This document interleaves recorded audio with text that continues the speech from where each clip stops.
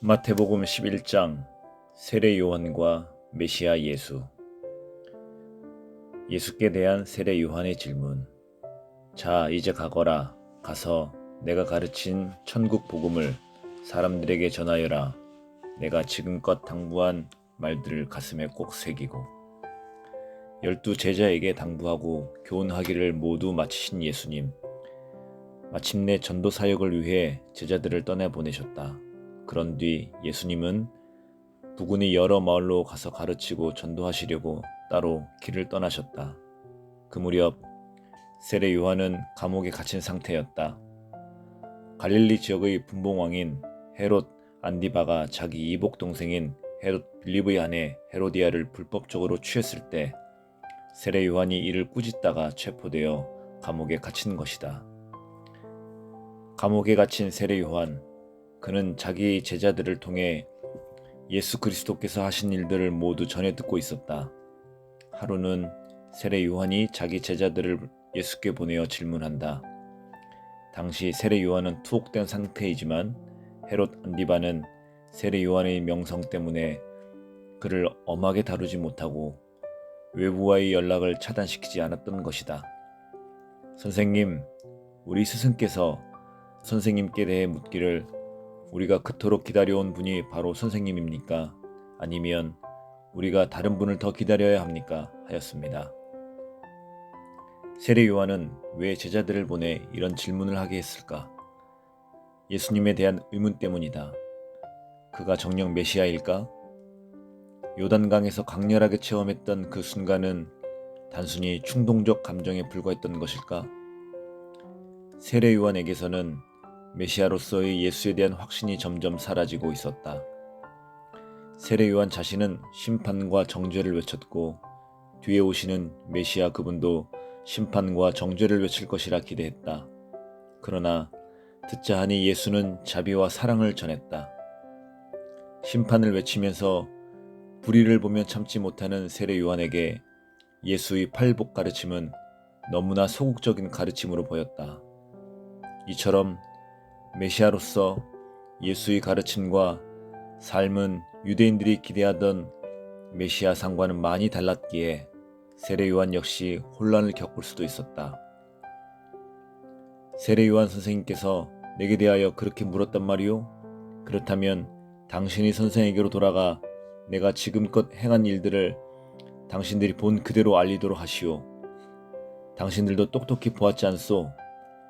맹인이 보게 되고 안진뱅이가 걸으며 나병 환자가 깨끗해지고 귀머거리가 듣게 되며 죽은 사람이 살아나고 가난한 사람이 기쁜 소식을 듣지 않소. 그걸 그대로 말하시오. 아, 네, 알겠습니다.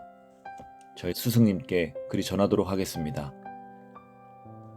참, 그리고 나를 의심하지 않는 사람은 복이 있다라고 전하시오. 세례 요한의 제자들이 총총걸음으로 돌아가자 예수께서 세례 요한을 두고서 군중에게 말씀하신다. 여러분은 어떤 사람을 만나려고 유대 광야에 나갔습니까? 바람에 흔들리는 갈대 같은 사람을 만나러 간 것입니까? 아니면 왕궁에 있는 왕자처럼 화려하게 차려입은 사람을 만나러 나갔습니까? 그렇지 않다면 하나님의 선지자를 만나러 갔습니까? 당시 많은 사람들은 세례 요한이 전하는 메시지를 듣기 위해 유대 광야로 나갔었다. 이제 예수님은 그런 사람들을 향해 무슨 목적을 갖고 광야의 세례 요한을 만나러 간 것인지를 묻고 계신 것이다. 그러고서 스스로 대답하신다. 그렇습니다. 세례 요한은 하나님의 선지자입니다. 사실 그는 다른 선지자들보다 더 훌륭한 선지자입니다. 이 사람 요한을 두고 성경은 기록하기를 보라, 내가 너보다 앞서 내 사자를 보내겠다. 그가 내 앞에서 내 길을 준비하고 닦을 것이다 했습니다. 그러므로 일찍이 여자의 몸을 통해 태어난 사람들 중에 세례 요한보다 더 큰 인물은 없습니다. 이때 예수께서 하나님의 선지자로서 세례 요한의 위치가 아주 특별하고 위대하다는 사실을 선언하셨다. 그 까닭은 세례 요한은 메시아의 등장 바로 직전에 출현하여 그분 앞에서 메시아의 길을 닦고 예비한 선지자로서 구약시대의 그 어떤 선지자들보다 더욱 분명하게 메시아의 등장을 선포했기 때문이다. 그런데 덧붙여 예수께서는 더욱 놀라운 말씀을 하신다. 그러나 천국에선 가장 작은 사람일지라도 세례 요한보다 더 큽니다. 이게 무슨 말일까? 말인즉슨 이렇다. 앞서 예수님은 세례 요한의 탁월함과 위대함을 충분히 인정하셨다. 하지만 그것은 천국 복음의 문 앞까지였다. 과연 세례 요한은 천국이 가까이 이르렀음을 선포한 메시아의 등장으로 말미암아 그분이 새 언약 아래 살고 있는 신약시대의 사람들은 이미 천국 복음의 문 안에 들어선 자들이다. 따라서 그들은 세례 요한보다 훨씬 많이 천국 복음의 진리를 누리고 있는 자들이기에 가장 작은 자라도 세례 요한보다 더 크다고 말하는 것이다. 여러분, 세례 요한의 때부터 지금까지 천국은 계속 침략당하고 있습니다. 그런데 침략하는 자들이야말로 천국을 차지하게 될 것입니다. 여기서 침략하다란 용기 있게 혹은 강렬한 열망으로 적극 도전한다는 뜻이다. 당시 유대의 종교 지도자들, 즉 바리새인들, 서기관들, 사두개인들처럼 천국 복음을 무시하고 배척하는 자들이 아니라 세리나 창기나 죄인들처럼 열렬한 소망을 갖고 그것을 애써 붙잡으려고 적극 도전하는 자들에게 천국 문은 활짝 열려 있다는 뜻이다. 여러분, 모든 예언서와 율법이 예언하는 일은 세례 요한에게서 끝납니다. 여러분이 예언서와 율법의 참뜻을 알고자 원합니까? 그렇다면 언젠가는 오리라고 예언된 엘리야가 바로 세례 요한이라는 사실을 깨달아야 합니다. 들을 귀가 있는 사람은 내 말을 알아들으시기 바랍니다. 세례 요한은 모든 예언서와 율법, 곧 구약시대를 마감하고 메시아의 탄생과 함께 시작되는 신약시대의 문을 여는 하나님의 위대한 선지자였다. 그런데 그들이 구약의 마지막 선지자였던 말라기는 세례 요한을 엘리야에 비유했다. 한번 들어보자. 보라, 주의 크고 두려운 그 날이 이르기 전에 내가 예언자 엘리야를 너희에게 보내겠노라. 그 엘리야가 먼저 와서 아버지의 마음을 자녀에게로 돌이키고 자녀의 마음을 아버지에게로 돌이키리라. 말라기 4장 5절에서 6절. 구약 성경의 맨 마지막에 있는 말씀이다. 여기서 엘리야는 엘리야 선지자와 유사한 성정과 모습으로 장차 유대 광야에 출현하여 메시아의 길을 예비할 세례 요한을 가리킨다. 이처럼 구약의 맨 마지막은 엘리야에 비유된 세례 요한의 출현과 사역에 관한 예언으로 마무리하고 신약의 맨 처음은 예언된 세례 요한의 출현과 사역으로 그 막을 열고 있기 때문에 구약과 신약은 아주 밀접하게 유기적으로 연결되어 있는 것이다. 여러분, 이 세대를 무엇에다 비유할 수 있을까요? 이 세대는 마치 장터에서 놀이를 하는 아이들이 다른 편 아이들에게 답답해하며 외치기를 얘들아, 우리가 피리를 부는데도 너희는 왜 춤추지 않느냐? 우리가 곡을 하는데도 왜 너희는 가슴을 치며 슬퍼하지 않느냐 하는 것과 똑같습니다. 세례 요한이 와서 회개의 메시지를 선포해도 가슴 치며 애통해하지 않고 메시아 예수께서 와서 천국을 선포하여 춤추며 기뻐하지 않는 당시의 아둔하고 무감각한 세태를 비유적으로 꾸짖는 말씀이다. 세례 요한이 와서 먹지도 않고 마시지도 않자 사람들이 말하기를 저 사람이 귀신 들려 미쳤다 하더니 이제는 나 인자가 와서 잔치자리에서 먹고 마시는 것을 보고는 보라, 저 사람은 마구 먹어대고 포도주 마시기를 좋아한다. 게다가 세리와 죄인들하고만 어울린다 합니다. 그러나 여러분, 지혜는 그 행한으로 인해 옳다는 것을 스스로 입증하는 법입니다. 당시 사람들은 세례 요한과 예수님의 행동이 현저하게 다르다고 판단했다. 그러나 실상은 다른 것이 아니라 두 사람 모두 적절한 처신이었다. 세례 요한의 금욕적인 삶의 스타일은 애통과 회개를 외치는 그의 메시지에 적합했고 잔치에 기꺼이 참석하여 사람들과 어울리며 먹고 마신 예수님의 처신은 모든 이들에게 활짝 열린 기쁜 천국 복음이 성격상 적합한 것이었다. 말하자면 세례 요한과 예수님 각자는 상황에 적합하게 행동하였을 뿐 적대자들의 비난처럼 귀신 들린 것도 아니고 먹기를 탐한 것도 아니었다. 세례 요한과 예수님은 각자의 지혜가 인도하는 대로 합당하게 살았을 뿐이다. 두 번째, 회개하지 않는 성읍들. 참으로 마음이 굳고 강팍한 자들이로다. 내가 그토록 많은 기적으로서 천국 복음을 전하였건만 하루는 예수께서 천국 복음을 전하면서 기적을 가장 많이 행한 성읍들을 떠올리셨다. 그러면서 그곳 사람들이 놀랍게도 여전히 하나님을 믿지 않고 자신을 배척하고 있다는 사실을 알고서는 그들을 향해 책망하신다. 너 고라시나, 너희가 화를 입으리라. 내 벳세다야, 너도 화를 입으리라.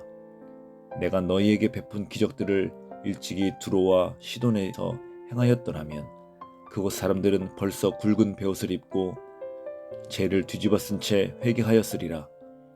그러므로 장차 닥칠 심판 날에는 두로와 시돈이 너희보다 오히려 가벼운 벌을 받을 것이라. 고라신과 벳세다, 이 두 성읍은 갈릴리 호수 북부에 있는 도시들로 당시 예수님의 주된 복음 사역지였다.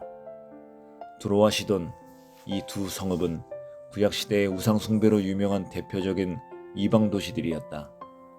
이제 예수님은 초창기 복음 사역의 주요 무대로 삼아 그 어떤 성읍들보다 많은 이적을 베풀고 자주 천국 복음을 전한 가버나움 성읍을 향해 책망하신다. 그리고 너 가버나움아, 너희가 하늘까지 높아질 것 같으냐? 도리어 지옥까지 떨어지리라. 내가 지금껏 너희에게 베푼 기적들을 소돔에서 베풀었더라면 그 성읍은 오늘날까지 그대로 남아 있었으리라. 그러므로 장차 닥칠 심판날에 너희 가버나움 사람들은 옛적 소돔 사람들이 받은 징벌보다 더 가혹한 징벌을 받게 될 것이다. 하나님이 심판이 그 대상에 따라 상대적으로 더 무거울 수도 더 가벼울 수도 있다는 사실을 암시한다. 그렇다. 하나님의 심판은 기계적으로 임하지 않는다. 더 많이 보고 더 많이 알고 있는 자들은 그렇지 않은 자들에 비해 더 많은 책임을 가진 자들이기 때문에 그들의 죄는 더 무거운 심판을 초래한다. 소제목, 내게로 와서 쉬라. 예수께서는 하늘을 우러러보며 기도하신다. 오 하늘과 땅을 주관하시는 아버지여, 자만에 빠져있는 자들에게는 천국 복음의 진리를 감추시고 순전한 아이들처럼 겸손함으로 하나님의 도우심을 구하는 이들에게는 진리를 보이시니 참으로 감사합니다. 아버지의 은혜의 뜻대로 되었습니다. 예수님의 마음은 답답했다. 그토록 많은 능력을 보여주었음에도 회개하지 않는 성읍들에 대한 안타까움으로 가슴이 무거웠다. 그래서 하나님 아버지에게 기도드리며 마음을 달래고 있다. 그런 가운데서도 회개하고 돌아오는 많은 사람들을 볼 때 하나님 아버지께 대한 감사함이 우러나온다. 진실로 아버지께서는 모든 것을 제게 맡기셨나이다. 그리하여 오직 아버지 외에는 아들을 참으로 아는 자들이 없고 또한 아들 자신과 하늘 아버지를 알게 하려고 아들의 택한 자들 외에는 아버지를 아는 이들이 없나이다.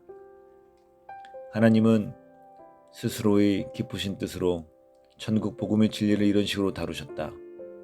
아들 예수 그리스도의 택하심과 부르심을 받아 천국 복음의 진리를 깨달아 알게 된 자들은 내세우고 자랑할 게 없는 자들이었다. 그러니 오직 겸손함으로 하나님께 감사하고 모든 영광을 그분께 돌릴 뿐이다. 이제 예수께서는 뭇 사람들을 구원과 안식의 자리로 초대하신다. 스스로 똑똑하다고 여기는 교만하고 잘난 사람이 아니라 율법에 눌리고 세상 만사에 지친 자들, 순수하고 겸손한 심령을 가진 자들을 초대하신다. 수고하고 무거운 짐진 자들이여, 다 내게로 오십시오. 내가 편히 쉬게 하겠습니다. 나는 온유하고 겸손함으로 내 멍에를 메고 내게서 배우십시오. 그리하면 마음의 참된 안식을 얻을 것입니다. 진실로 내가 걸어주는 멍에는 편하고 내 짐은 가볍습니다. 율법의 핵심은 어디까지나 사랑이지만 실제 생활에선 하라 혹은 하지 말라는 조항들이 너무 많았다. 조금 과장한다면 움직이면 모든 게 죄였다. 로마 제국의 치하에서 식민지 백성으로 살아가고 있는 당시의 유대인들은 매일이 불안의 연속이었다. 힘든 노동으로 하루하루를 먹고 사느라 지쳐갔다. 그들의 어깨는 율법의 숱한 조항들로 매일의 생활고를 아주 무거웠다. 그래서 그들은 세례 요한을 찾아 광야로 몰려갔고 예수님이 전해주는 천국 복음에 열광했다. 예수님은 백성들의 이런 수고와 고통을 잘 알았다. 그래서 자신에게로 와서 어깨를 가볍게 하는 법을 배우라고 초청하고 있다. 자신이 가르친 온유함과 겸손함으로 어떻게 인생의 수고를 감내할 수 있는지를 배우라는 것이다. 그 배움은 쟁기질로 새로 막 시작하는 초짜소가 오랜 세월 쟁기질을 해온 노련한 소와 멍에를 같이 하면서 경험을 통해 배워가는 일과 유사했다. 팔레스타인 농부들은 2마리 소를 한데 엮어 한 멍에를 매게 했다. 초짜소들은 노련한 소와 함께 멍에를 매면 요령있게 쟁기와 무거운 짐을 끌고 가는 법을 배우게 된다. 예수님의 멍에는 율법이 아닌 복음의 멍에이기에 우리를 죄에서 자유롭게 해주는 편하고 가벼운 멍에다. 특히 율법의 핵심인 사랑의 정신으로 율법을 지킨다면 율법은 결코 힘들고 무겁기만 한 것이 아니었다. 바리새인들과 서기관들은 그걸 가르쳐주지 않았다. 그들은 율법을 통해 단지 죄의식의 짐만을 지워주었기에 율법을 지키는 일이 너무나도 무거웠던 것이다. 예수께로부터 참된 쉼으로의 초청을 받고 집으로 돌아가는 사람들의 발걸음이 한층 가벼워졌다. 그에 맞추어 서늘한 바람이 적당하게 불어왔다.